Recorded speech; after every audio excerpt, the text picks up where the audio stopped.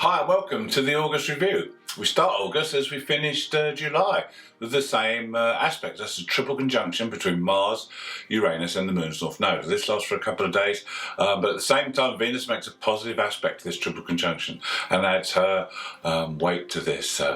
Venus in the 6th house, so you'll want to get a bit of excitement out of your life. Your daily routines may become a little bit stale, a little bit bored. You want to inject some excitement into this now. And also with the Venus and Mars aspect, this is very good for relationships. Love is often in the air when these two come together, so there could be benefits from that. And with the Uranus conjunction with the Moon's North, now this lasts for another couple of weeks, but with Venus in this position, someone could pop up in your life, in the work area or during your daily routines that can actually help you and point you in the right direction and show you where you may be able to achieve some freedom and excitement.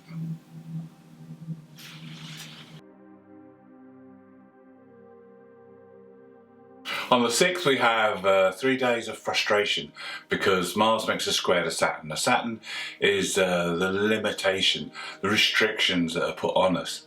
Saturn's in your 1st house, so these could be self-made.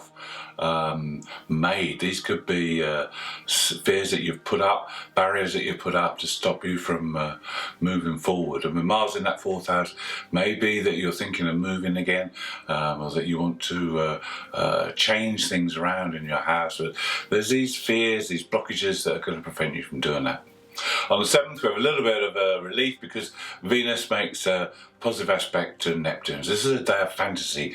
This is a day when you can romanticize, and it's a great day for any spiritual practice as well. The only thing is that Neptune's in that 2nd house, so don't let yourself spend too much money because there is a tendency to go into retail therapy with this aspect.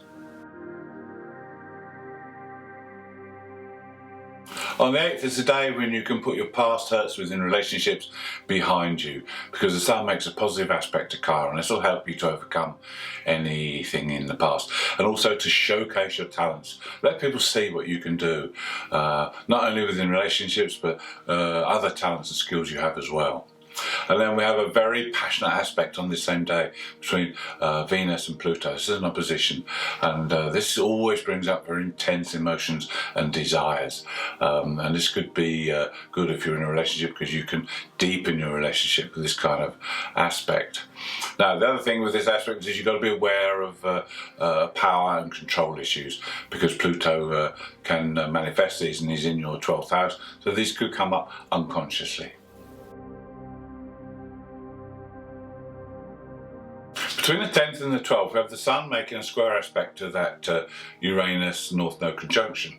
Now, this also activates the South Node, and so this brings about a need to balance between work and home, career and your family life. Now, this is not always easy to do, but the Sun being in that middle position, forming the T-square, allows this to be worked with.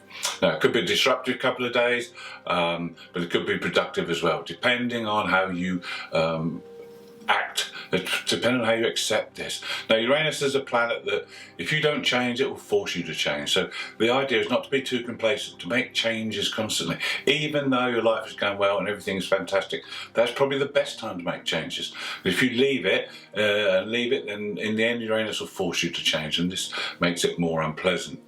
Now, there's another aspect that will help you on this day because Mars makes an aspect to Neptune in that 2nd house. You'll be able to see more clearly and get a bigger picture of your financial situation regarding your home and career, and this could help you with your decisions.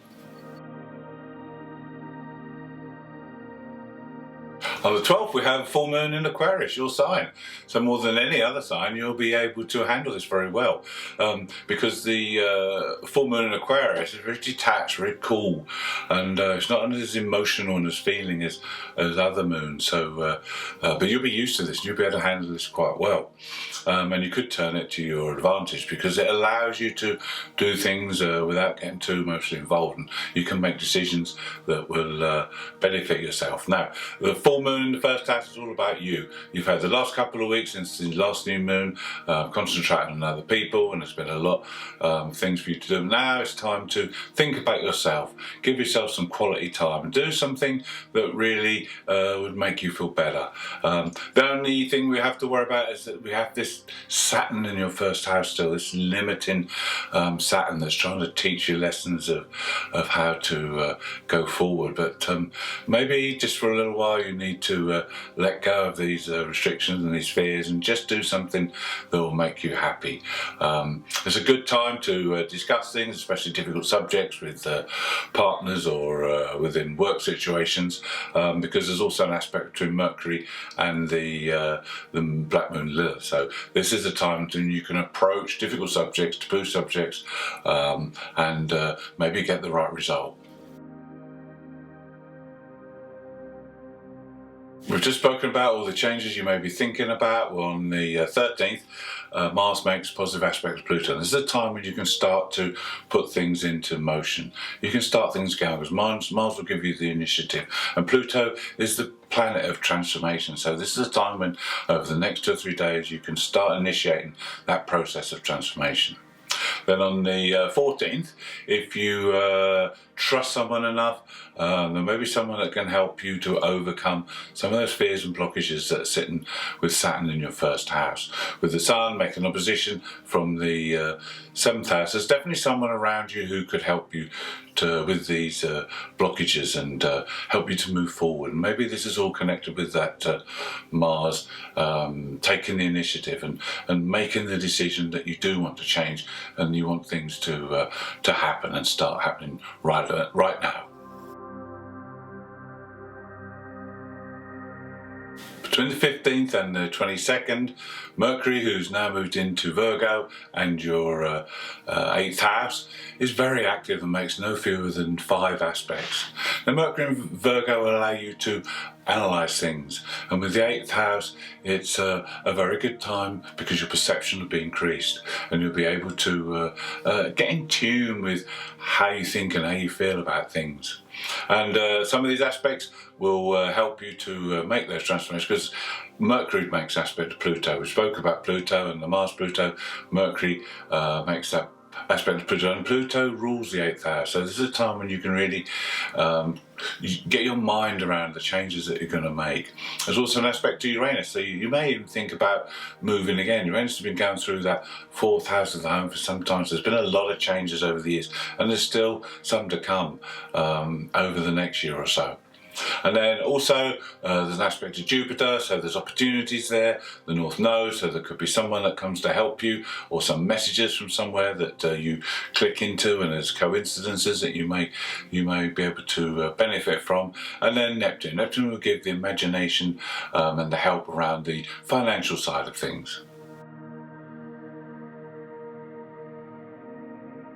On the 24th, Venus makes a positive aspect to Chiron, and Venus is in that 7th house of relationships. So this is the ideal time to attract and draw the love of your life to you, the one person you want the most. This is a good time to concentrate on that and manifest that. Also with Chiron, it's a good time to bring abundance into your life as well, if that's what you so desire. Uranus goes retrograde on this day, and Uranus is in your 4th house, as we've mentioned earlier. So that aspect between the moons also will be activated again in 5 months' time when Uranus goes direct. But for the moment, that's going to be put on hold for a little while. Now, the lesson to be learned while Uranus is in retrograde motion is one of being the truth and practicing the truth the whole time, being a good example and a good influence on others.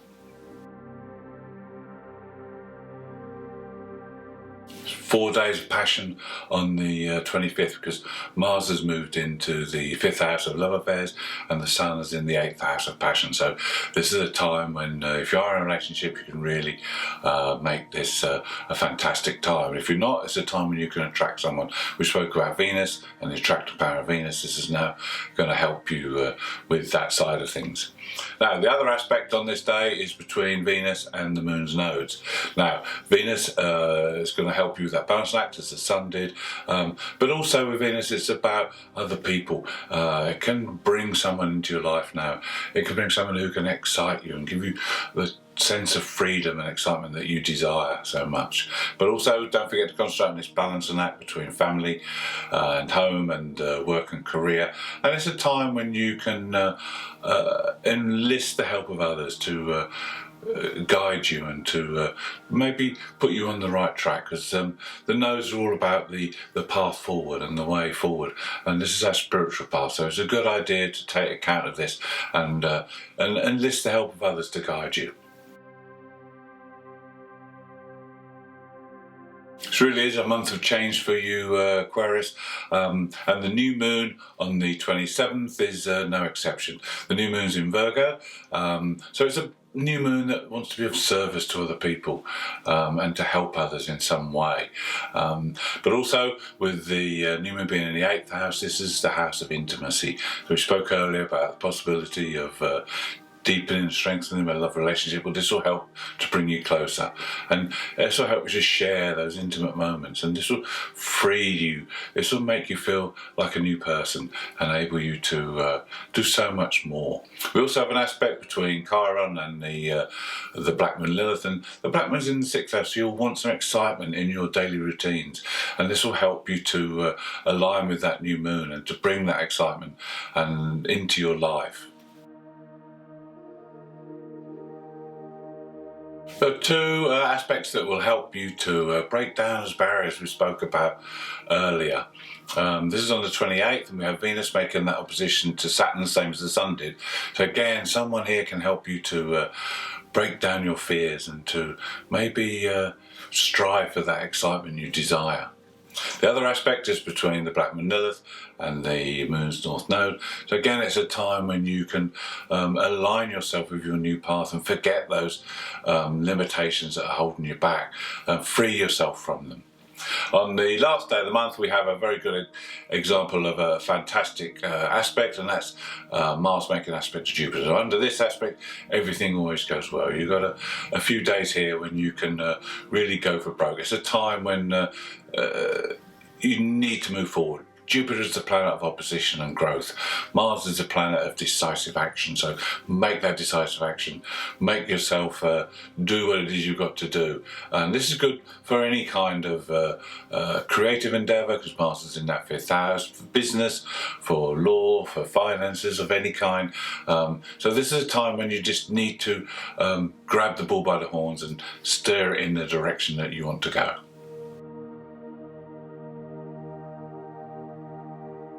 Thank you for watching. I hope you've enjoyed the August review.